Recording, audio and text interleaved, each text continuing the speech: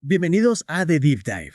Hoy nos vamos a sumergir en el mundo del conectivismo, una teoría del aprendizaje para la era digital. Os has pasado la traducción de un artículo de George Siemens, que plantea ideas súper interesantes sobre cómo aprendemos en este mundo tan conectado. ¿Preparado para esta Deep Dive? Claro que sí. El artículo de Siemens es de lectura obligada, para cualquiera que quiera entender cómo está cambiando la forma en que aprendemos con la tecnología. Me encanta tu entusiasmo, y por eso quería empezar preguntándote, ¿por qué crees que Siemens dice que las teorías clásicas del aprendizaje como el conductismo, el cognitivismo y constructivismo se quedan cortas en la era digital? ¿Qué falla en ellas? Pues, lo que pasa es que estas teorías se enfocan mucho en el aprendizaje individual, ¿no? En cómo la información se procesa y se guarda en la mente. Pero en la era digital, el aprendizaje ya no se limita solo a la persona, sino a cómo nos conectamos con otros, con la información, con las redes. Es decir, que el aprendizaje se vuelve mucho más distribuido. Exacto. Y también mucho más dinámicos. Siemens habla de la vida media del conocimiento, que cada vez es más corta. Piensa, por ejemplo, la información que aprendiste en la universidad hace unos años, ¿sigue siendo relevante hoy en día? Probablemente no toda. Es como si el conocimiento tuviera fecha de caducidad. Y eso sí que es un desafío para los modelos tradicionales, ¿no? Porque si la información se vuelve obsoleta tan rápido, ¿cómo podemos seguirle el ritmo? Esa es la clave del conectivismo. No se trata de acumular información, sino de saber dónde encontrarla, cómo evaluarla y cómo conectarla con otras ideas. Es decir, saber navegar por este mar de información que tenemos alrededor. Vale, me intriga. Pero ¿cómo explica exactamente el conectivismo este aprendizaje en red? ¿En qué se basa? Para entender esto, Siemens utiliza conceptos como la teoría del caos, la teoría de redes y la teoría de la complejidad, que pueden sonar un poco intimidantes, pero en el fondo nos ayudan a comprender cómo funciona el aprendizaje en la era digital. Suena complejo. Pero inténtalo. Desglósame un poco esas ideas. ¿Qué nos dicen sobre cómo aprendemos? Mira, la teoría del caos, por ejemplo, nos dice que el aprendizaje en la era digital es impredecible y que está en constante cambio. Ya no podemos predecir con exactitud lo que necesitaremos saber en el futuro. Es como intentar predecir el tiempo. Caótico. Es verdad. Y con la cantidad de información que nos llega a diario, sería imposible predecir qué será relevante mañana. Entonces, ¿cómo encaja la teoría de redes en todo esto?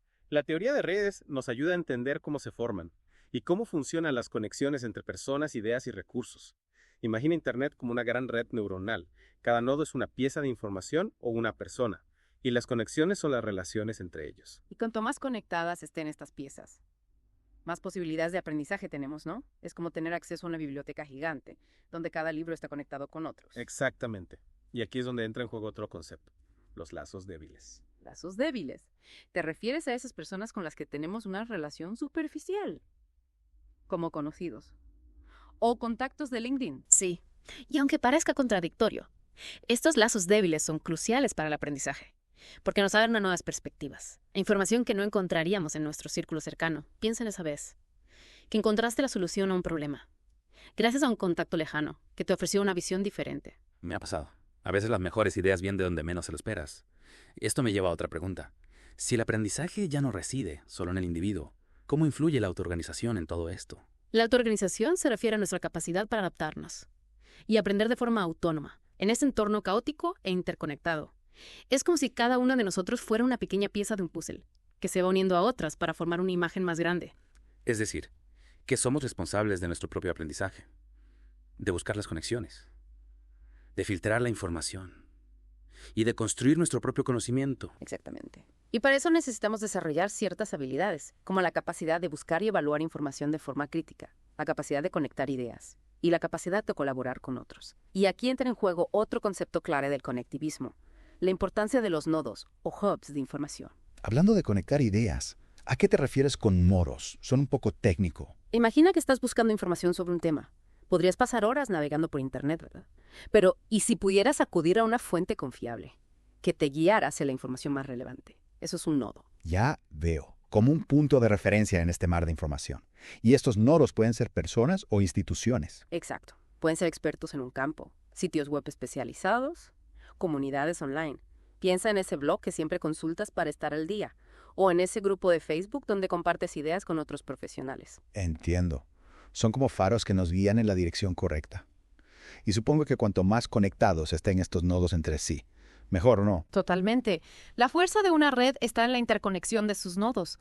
Cuanto más conectados estén, mayor será el flujo de información y las oportunidades de aprendizaje. Es fascinante cómo el conectivismo nos hace repensar el aprendizaje, ¿no? Ya no se trata solo de adquirir información, sino de saber navegar por esta red, de conectar con los nodos adecuados y de construir nuestro propio conocimiento a través de esas conexiones. Precisamente. Y esto tiene implicaciones en muchos ámbitos, desde la forma en que trabajamos hasta la forma en que nos relacionamos con el mundo. Hablando de implicaciones, me gustaría explorar un poco más cómo el conectivismo se aplica a la vida real. Por ejemplo, en el artículo que te compartí, Siemens habla de la importancia del conectivismo en el liderazgo y la gestión empresarial. ¿Cómo crees que esta teoría está cambiando la forma de liderar y de trabajar en equipo? En un mundo tan complejo e interconectado como el actual, los líderes ya no pueden pretender tener todas las respuestas.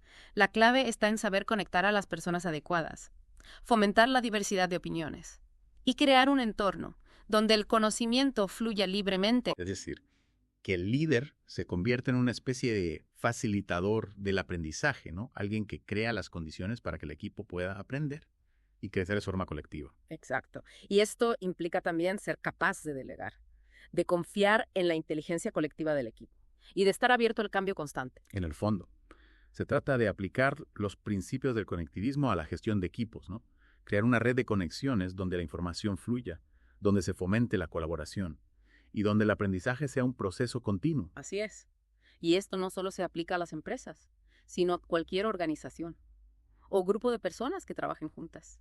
Hablando de grupos de personas, me viene a la mente el ejemplo de las comunidades online. ¿Cómo crees que el conectivismo está influyendo en cómo las personas se conectan y aprenden en estos espacios virtuales? Las comunidades online son un ejemplo perfecto de cómo el conectivismo se aplica en la vida real. Piensa en los foros de debate, las redes sociales, los grupos de interés.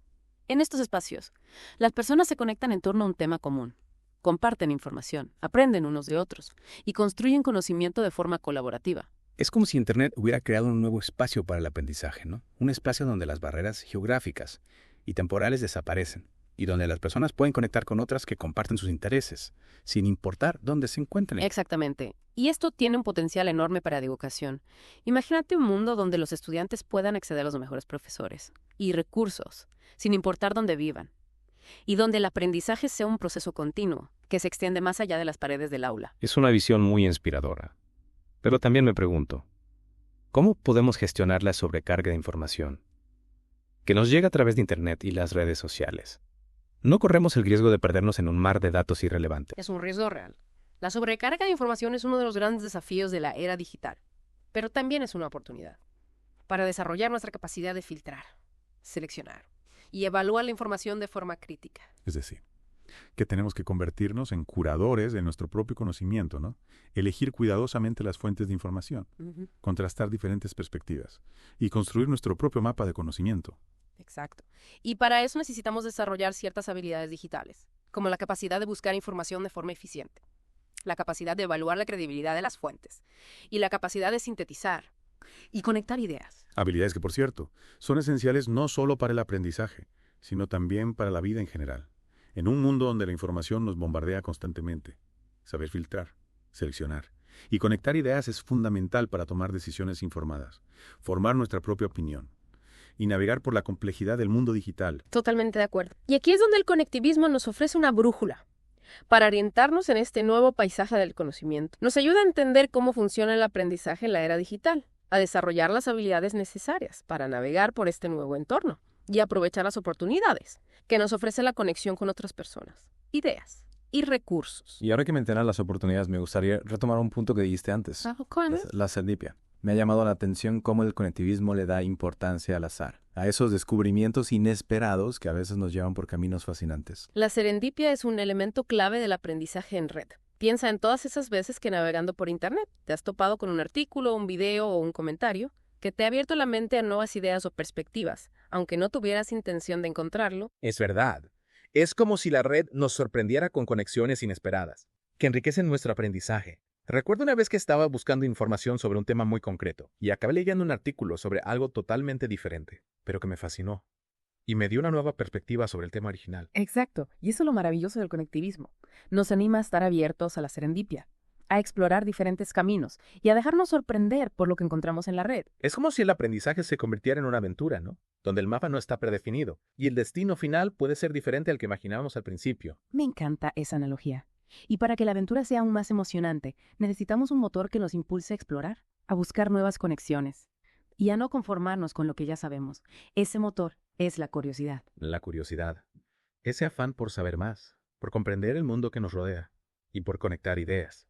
Sin duda la curiosidad es fundamental para el aprendizaje, pero en la era digital, con tanta información disponible, ¿cómo podemos cultivarla sin sentirnos abrumados? Buena pregunta. La clave está en saber enfocar nuestra atención, en seleccionar cuidadosamente las fuentes de información que realmente nos interesan y en evitar la dispersión. No se trata de leerlo todo, sino de profundizar en aquello que nos apasiona y nos invita a seguir aprendiendo. Es como si tuviéramos que convertirnos en exploradores selectivos de la red, ¿no? Con una brújula interna que nos guía hacia las fuentes de información más valiosas para nuestro propio camino de aprendizaje. Exactamente. Y en este viaje de exploración, el conectivismo nos ofrece una serie de herramientas y estrategias. Para sacar el máximo provecho de la red, nos anima a conectar con personas que comparten nuestros intereses, a participar en comunidades online, a crear nuestros propios nodos de información y a estar siempre abiertos a nuevas ideas y perspectivas. Es decir, que el conectivismo nos invita a ser protagonistas de nuestro propio aprendizaje, a dejar de ser meros receptores de información, para convertirnos en creadores y constructores de conocimiento. Totalmente de acuerdo. Y eso es lo que lo hace tan relevante para el siglo XXI. Nos proporciona un marco para comprender y aprovechar las oportunidades que nos ofrece la era digital para el aprendizaje y el desarrollo personal. Fascinante.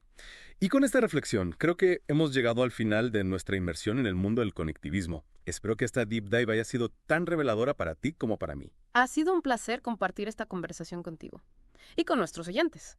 Espero que les haya inspirado a explorar más a fondo esta teoría y a aplicar sus principios en sus propios procesos de aprendizaje. Y a ti, querido oyente, te invitamos a seguir explorando, a conectar con nuevas ideas, a cultivar tu curiosidad y a construir tu propio camino de aprendizaje en este mundo digital que nos rodea. Hasta la próxima.